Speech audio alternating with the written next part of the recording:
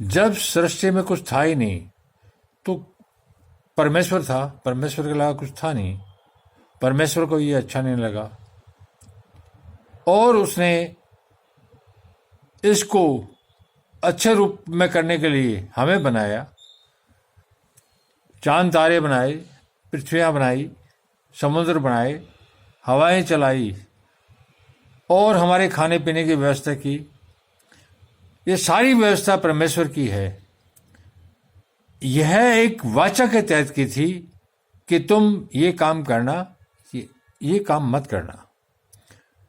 हमारी प्रार्थनाएं कई बार पूरी नहीं होती। जब हम परमेश्वर से प्रार्थना करते हैं तो प्रार्थना तो जाती है लेकिन वो वहाँ रद्द हो जाती है।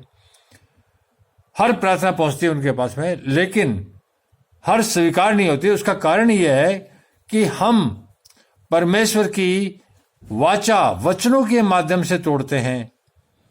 हम शारीरिक जीवन जीते हैं, आत्मिक जीवन को त्याग कर शारीरिक जीवन जीते हैं, हमारी सुविधा के हिसाब से चलते हैं। हम अपने फायदे के लिए पापाचारों में पड़ जाते हैं। इस कारण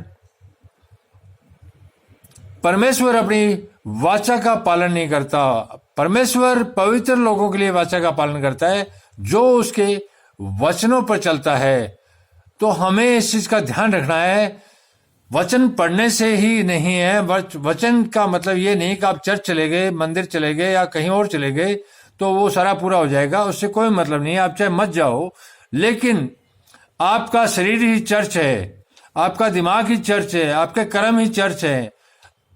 अगर कर्मों को शुद्ध करोगे परमेश्वर यहोवा के वचनों से तो ऐसा कोई कारण नहीं कि आपकी प्रार्थना स्वीकार नहीं होगी। जैसे ही आप प्रार्थना करोगे वो स्वीकार होगी। हजारों, करोड़ों, लाखों इस तरह के एग्जाम्पल हैं जो आप चलो फिरो आस पड़ोस में आपके दिखाई देंगे। तो आप वचनों को पढ़ो लेकिन पढ़ने के साथ साथ उसको समझो और समझने में से भी ये मतलब ये है कि उसको अपने जीवन में उसी रूप में स्वीकार करो अपने कार्यों के माध्यम से। तब जाकर हम परमेश्वर यहोवा की सामर्थ्य, महिमा और अनुग्रह के अधिकारी होंगे। हमें प्रार्थना करने की भी जरूरत नहीं होगी क्योंकि पिता अपने पुत्र से नहीं चाहता कि हम उसकी प्रार्थना करें, वो वैसे ही सब कुछ देगा। आप लोग इस पर चलें। ऐसा कोई कारण नहीं है कि शैतान आपका कोई नुकसान कर पाएगा, दुष्ट आपको कोई तकलीफ दे पाएगा। फरिश्ते बहुत हैं बचाने वाले।